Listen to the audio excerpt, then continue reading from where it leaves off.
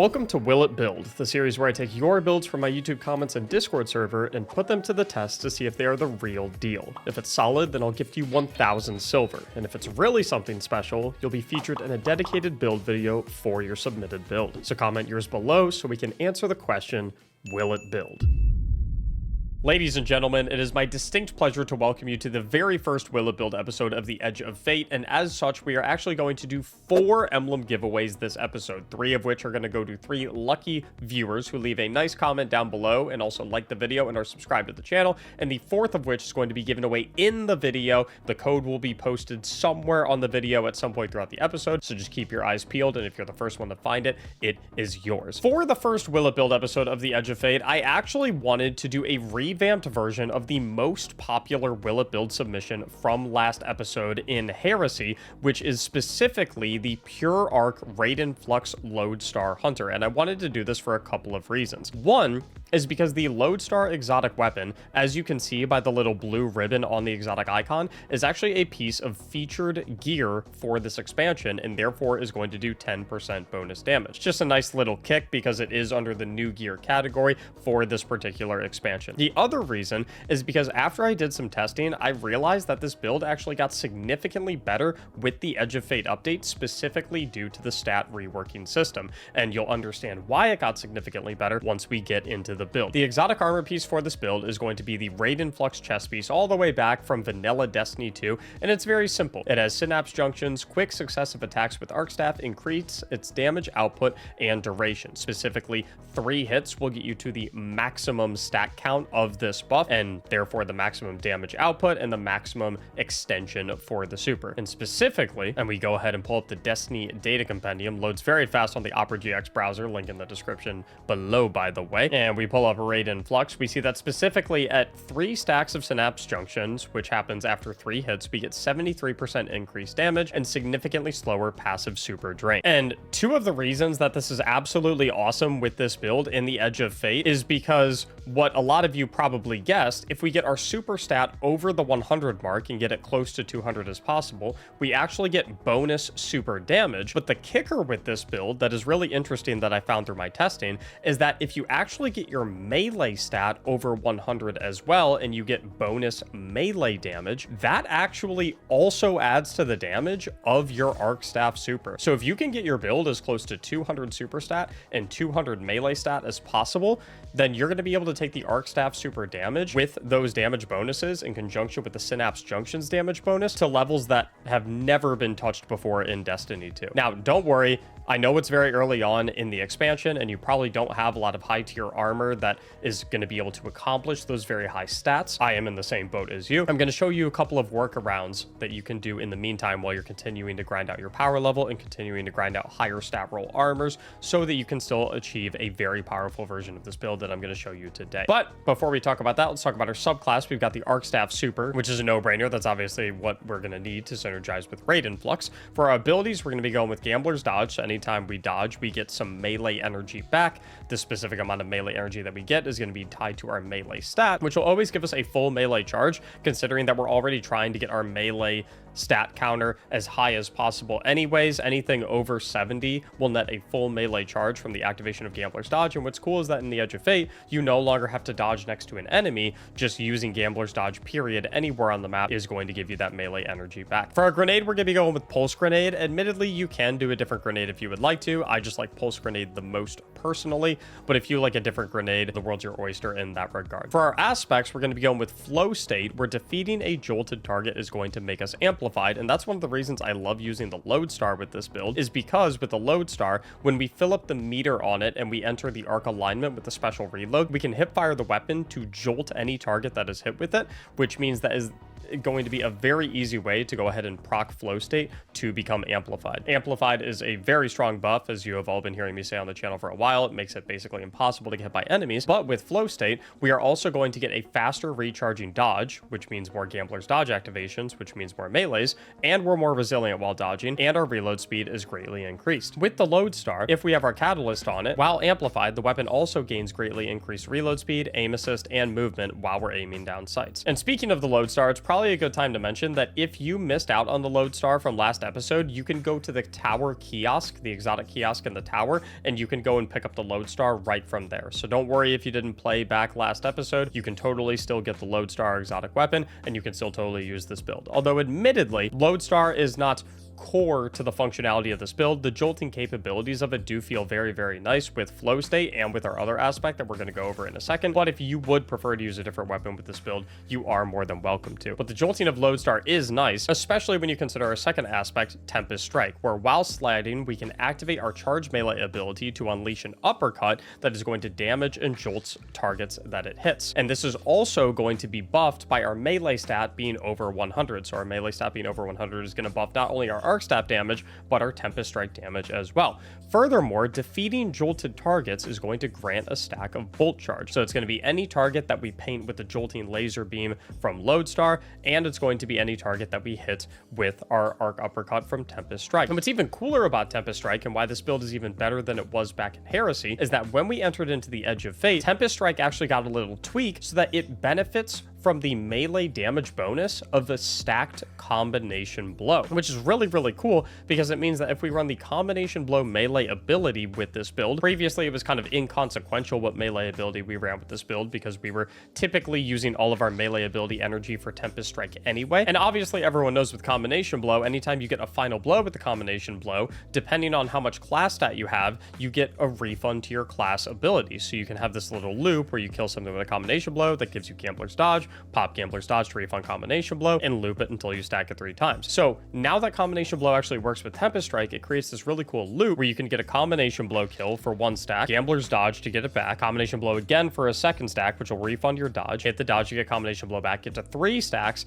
then you can dodge again, and then you have a 3-stack combination blow buffing your Tempest Strike, and your Tempest Strike is going to do a ludicrous amount of damage, way more than it ever possibly could pre-Edge of Fate. Now, as far as our fragments go, we're going to stick with the same setup that we had last episode. We've got resistance so that we get bonus damage resistance when we're nearby enemy targets with a +10 melee stat bonus. This unfortunately is going to be offset by the Spark of Discharge, which is going to take away 10 melee, but it will make it so that arc weapon final blows have a chance to generate an ionic trace, and collecting ionic traces grants us stacks of bolt charge, so more ways for us to get bolt charge stacks. We also have the Spark of Frequency, where melee hits are going to increase our equipped weapons reload speed and stability, and while we're amplified, those effects are going to be increased, and all of our bolt charge acquisition gets doubled. So that's going to be our bolt charge acquisition from collecting ionic traces and our bolt charge acquisition from defeating jolted targets through Tempest Strike. Finally, we have the Spark of Ions, where anytime we defeat a jolted target or defeat a target with bolt charge, we're going to create an ionic trace, which again, those ionic traces that we pick up will give us stacks of bolt charge, which again get doubled through the Spark of Frequency. So you can kind of see how all these pieces work together and makes the build very, very cohesive. Thanks to today's sponsor, G2A.com, a marketplace for digital goods where you can safely save some money while shopping for your favorite games. G2A.com offers a fast and user-friendly experience with transactions securely optimized for speed and simplicity with a security-first approach,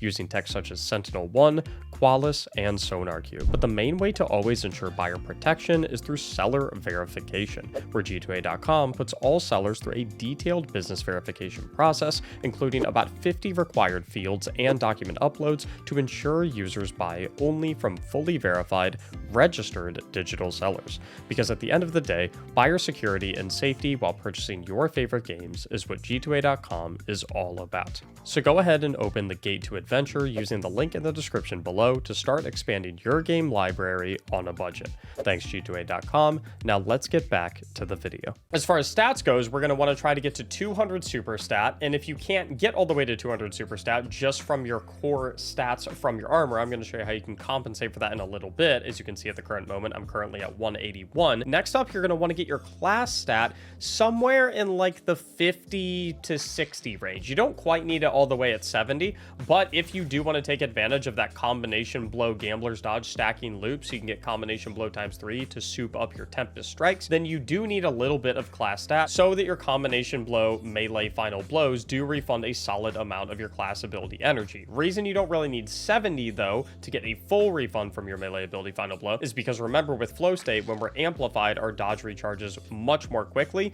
So somewhere in like the 50 to 60 range is going to get you about 80% of the way, 80 to 85% of the way. And then while being amplified, the bonus recharge is going to be more than enough to have your class ability ready to go again in preparation to refund your melee so you can get your combination blow stacking once more. After that, you're just dumping all the rest into the melee stat. And again, don't worry if you can't get too close to 200 melee stat. I'm going to show you ways to compensate for that as well with our armor mods. So we'll start on the helmet. We're going to go a dynamo mod, so we reduce our super cooldown when we dodge near enemy targets. That's so we can get more Raiden Flux arc staffs going. We're going to have a super font mod to compensate for the 20 missing super stat that we had. So anytime we are armor charged, we're actually going to have 200 super stat. We would have 201 technically, but you can't go over 200. If you can naturally get to 200 super stat though, I would lose this super font mod and I would go ahead and throw in a hands-on mod instead so you can get even more super energy gains. But since I'm not at 200 super stat, I'm going to go with the super font mod. Finally, we're going to go harmonic siphon mod, rapid arc, weapon, final blows, create orbs of power.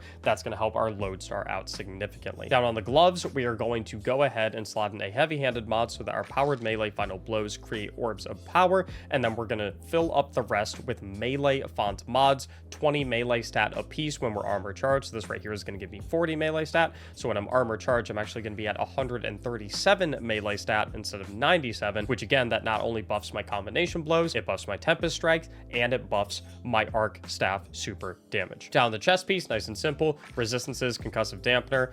You guys know the drill by now. Down on the boots, we are going to be going with an absolution mod. Whenever we pick up an orb of power, we reduce all ability cooldowns. We'll do an innervation mod to show a little bit of love to our grenade since we don't have a great reliable way to refund our grenade aside from ionic traces. Finally, we're going to go with an arc weapon surge so that anytime we are armor charged, which is quite frequently for our font mods, we also get 10% bonus damage to our lodestar. Finally, on our class item, we're going to go Reaper. Every time we dodge, next weapon final blow creates an orb of power. Time dilation so that all of our font mods and our weapon surges, all of our armor charge, we get 15 seconds per stack instead of 10. And then finally a bomber mod, once again to show a little bit of love to our grenade since we don't have a lot of great ways to regenerate that. However, if you do have a tier 4 or tier 5 class item and you have access to 11 total energy, you could sub the bomber mod for a powerful attraction mod instead for easier orb of power pickup if you would like. As far as my weapons, you can go absolutely whatever you want. I've been loving the mint retrograde rocket assisted pulse rifle. However, I think a 1-2 punch shotgun could also be very good here,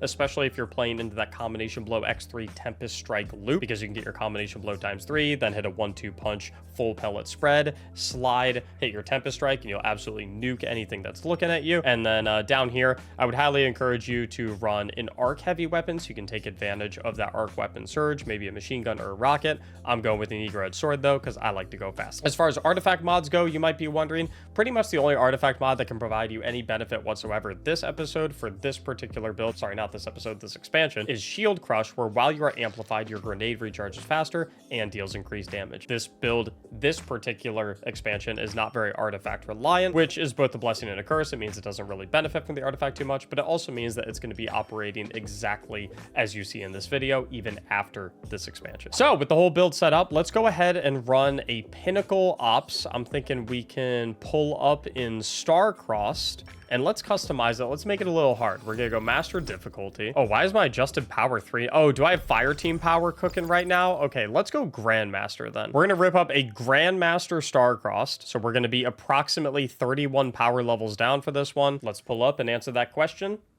Will it build? We're already like halfway-ish to our super after killing 1 pack of ads. There's a little special. Hit our dodge, hit our Tempest Strike.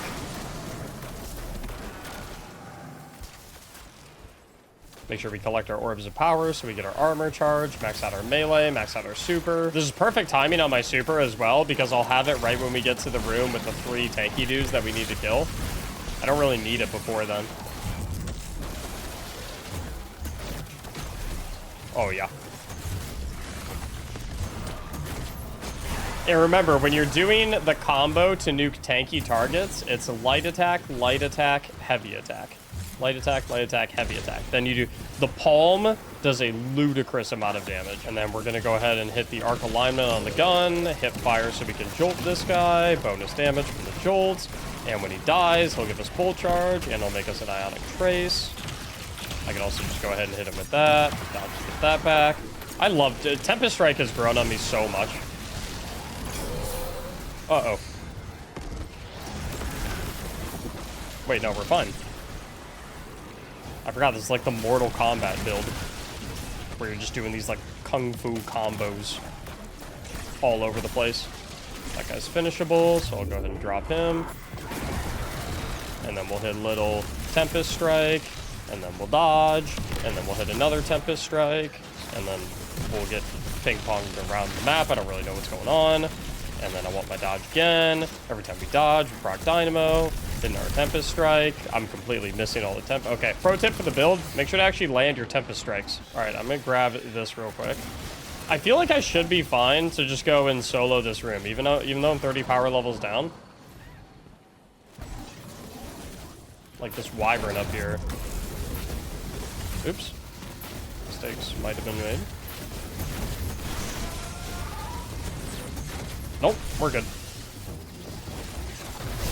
I wasted half of my super just trying to get up on that platform, and I still was able to do 2 full combos on him, the light, heavy combos. Absolutely nuke him, and then I could clean up the rest of the room. Remember, dodging with this build is very, very important for playing your life because of flow state. When you're amplified, you're significantly more resilient when you're dodging. I want to say it's somewhere along the lines of like 97% damage resistance or something like that. So if you have something wailing on you, if you hit your dodge, you get like a couple frames of borderline immunity, assuming you're amplified, which is another like really cool part of this build. I'm not trying to put my teammates down or anything like that, but I'm just throwing it out there. I soloed my Wyvern and then was able to make it to help them with their first Wyvern that they were 2v1ing. They're not bad or anything. I've played with these guys plenty of times. They're awesome. I just thought it's a testament to the build. You can go ahead and pop an arc staff, bang, smoke the Wyvern, and I'm done with my Wyvern before the 2 of them can even kill one. And my super's already back. I wanted to get to the Willa builds earlier, by the way. I apologize for taking a while to get back to the Willa builds, but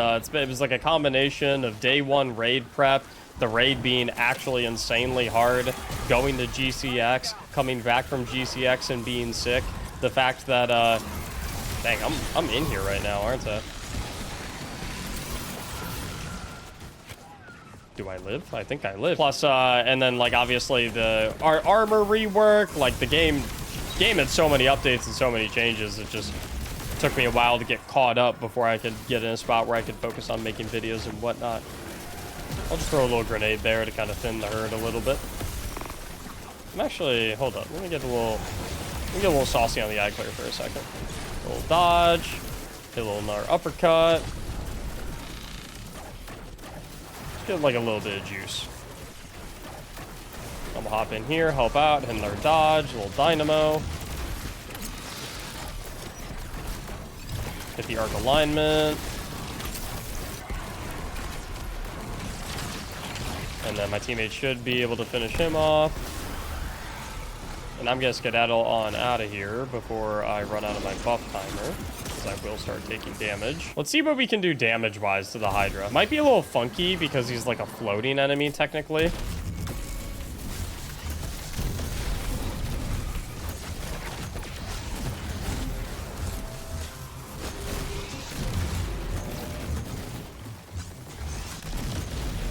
Trying my best. It's kind of funky trying to get it through the shields, but it's okay. Oh, no. No, we're okay. Hit a dodge. Hit that. Hit that. Oh, we're chilling. Oh, yeah. Look at my... Oh, my God. Look at the super. Look at the super. I'm already halfway back. Dude, the key is spamming the dodge as much as possible because you're always amplified. Let's go get another super. Bang. Dodge. Bang. Amplified. Beam, beam, beam, beam, beam. Dodge. Bang.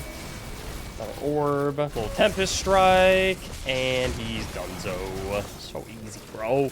Grandmaster. Cakewalk. Will it build? To the surprise of no one, hopefully, absolutely yes. It built very, very well back last episode in Heresy, and considering that it's only gotten better due to a couple of buffs, a couple of systems changes, and some stat reworks and all that goodness, yeah, it's significantly better. It's an amazing build. You get your super up ridiculously quick. It does more damage than it ever could in the past. You got the combination blow loop going. Your Tempest Strike does a ludicrous amount of damage. The survivability is off the charts. And overall, it's just one of the most fun builds that you can use in the game at the current moment. And I highly recommend you try it out. I'll have the dim link in the description down below so that you can go ahead and click it real quick and apply this build and get in the game and start cooking right away. But it is my absolute pleasure to say this. If you have a build that you think is absolutely spectacular, that you think everyone would enjoy using, then please be sure to submit it in the Will It Build channel in our Discord server, linked in the description down below. Thank you so much for watching. I hope you enjoyed, and as always, have a great day.